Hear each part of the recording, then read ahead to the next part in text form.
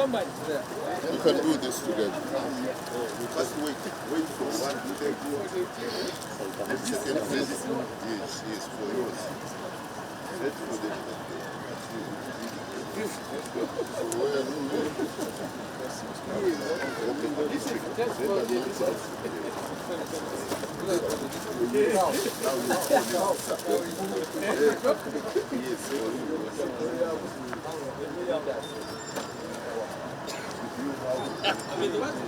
Today we are here to lay wreath or wreaths in memory of our gallant sons of Kigezi who were summarily executed at this point in Kabale Stadium on the 10th of February 1973 by the dictator regime of Idi Amin, and they were FRONASA sympathizers and they were FRONASA activists. So they were identified and killed at this point.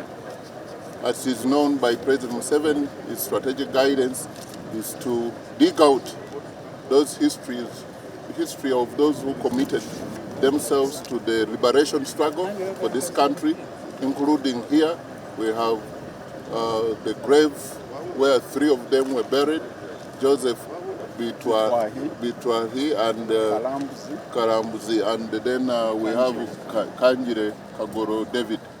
They were all killed here and buried here. So the UPDF,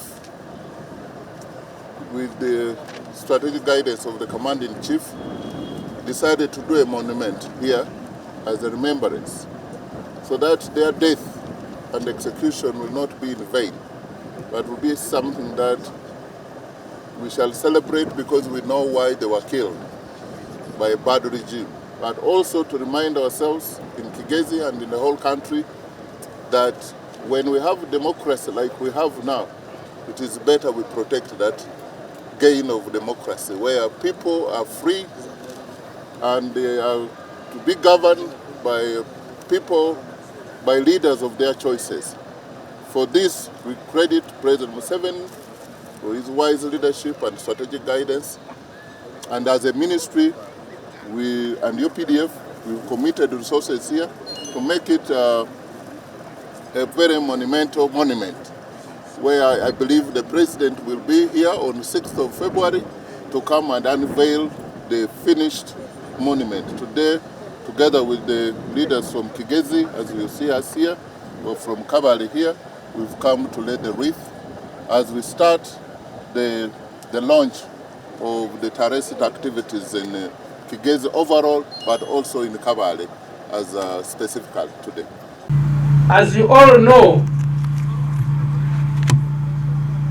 this year's theme is about defending the gains of the revolution by honoring the sacrifices of the freedom fighters, which now calls for the national unity, peace, and socio-economic transformation. We all know that 45 years back, a few of our gallant Ugandans were led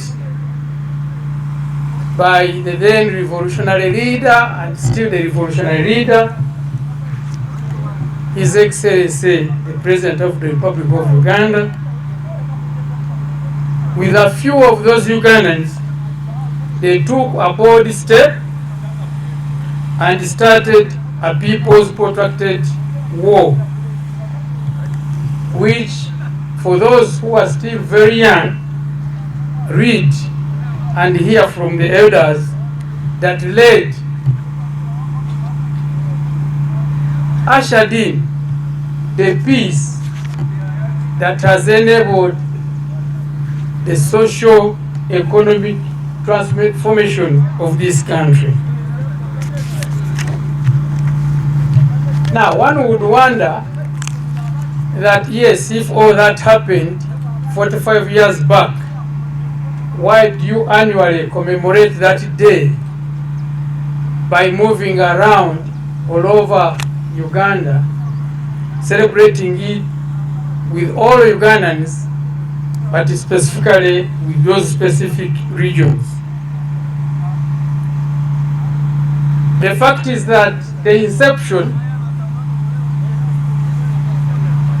the concept itself of starting a people's protracted war, and the inception of that war on the 6th of February 1986, and the entire execution of that war for the 5 years, and how we have sustained that revolutionary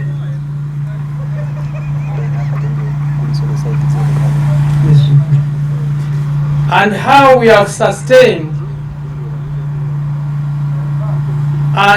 survive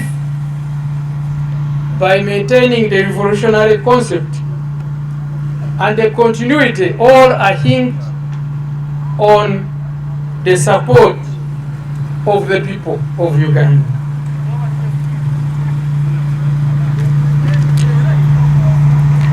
So, basing on that, the UPDF has always made it a point that while celebrating all the achievements, every year will be given to a specific part of the country to celebrate it with the people as a sign of reminding all Ugandans that UPDF, as it derives its name from the people of Uganda, is a people's army. And therefore the celebrations will always be held among us, the people, to remind them that the UPDF, born out of the Ugandans, supported by Ugandans, and sustained by Ugandans. And therefore this year's decision to hold this celebration in Kigezi sub-region was due to the support that the people of this sub-region has always given to this revolution right from the time of FRONASA, which led to some of the guarantee sons of this sub-region to be executed by the then government of Idi Amin, and they sacrificed for the peace that we are all enjoying.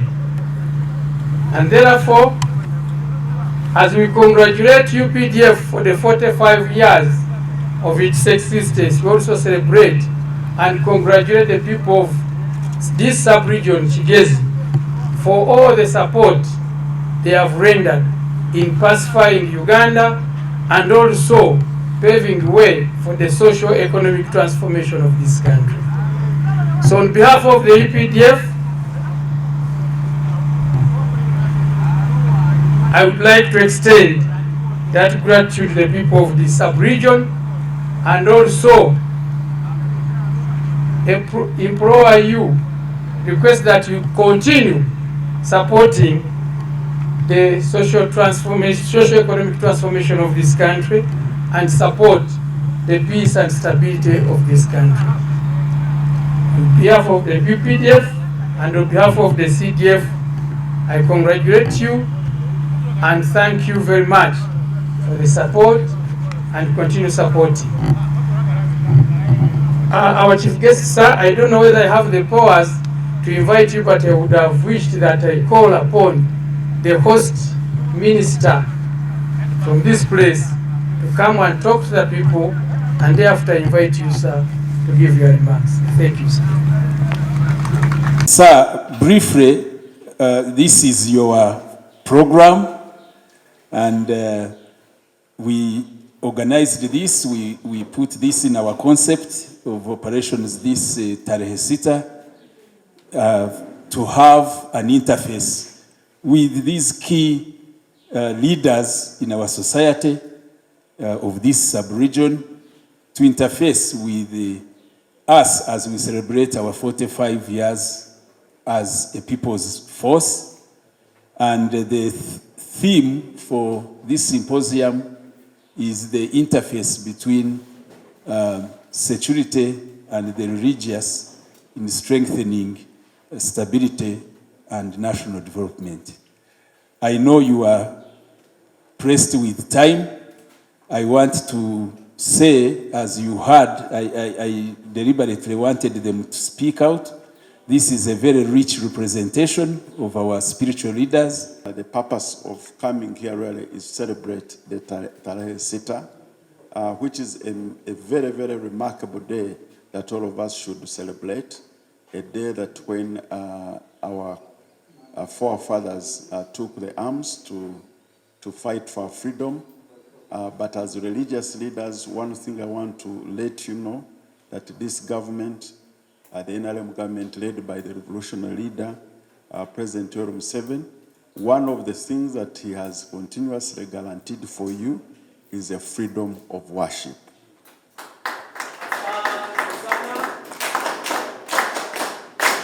We shall never go back to the days of Idi Amin when religious leaders were hiding here and there.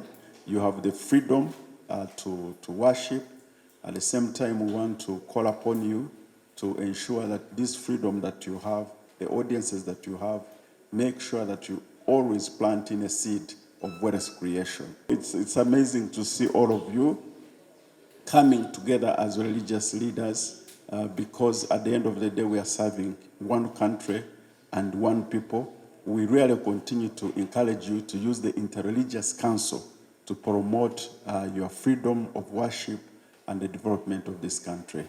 It is a pleasure and honor to address you today because your presence and your guidance remain a cornerstone of unity, peace, and social progress in the Kigezi region and in our nation at large. Kigezi is directly linked with the region where I come from called Bukedi. For those of you who are about my age or older, know that the wisest people in Uganda in the primary living exams and used to come from Kigezi and Bukedi. So the purpose of Tarehe Sita, that every year as we commemorate Tarehe Sita, we are reminded not only of the start of the people's struggle on 6th of February 1981, but also of the enduring partnership between the UPDF and the people of Uganda. This year's commemoration in Kigezi places a special focus on strengthening that bond through service, outreach, and community transformation. If we want to protect the gains we talked about, one of the greatest gains is security. But when you meet with the religious leaders, it is very cardinal to remind them about the gains of freedom of worship. Just see that now here, not just a freedom of worship, but there is the highest degree of tolerance. It is only through President Museveni that you find every public event, the Christian faith and the Muslim faith. You said we should keep that. I think we should not only keep, we should protect it. So the religious leaders, we're engaging you as a religious community in Kigezi and across the nation, because you play a very important, irreplaceable role in shaping moral values, promoting peace, resolving community conflicts, and nurturing social cohesion. We recognize that spiritual leaders are trusted voices. If you don't know the position where you are, you're a trusted source of information. That when you don't have the correct one and you say it, there are people who will believe it. So when we all speak, we need to know you are a trusted source of information, trusted voice. Officially open this symposium, which will take 3 days and residential. You will be taken care of here very well, and it will be very enriching. You will not leave the same way. God bless you.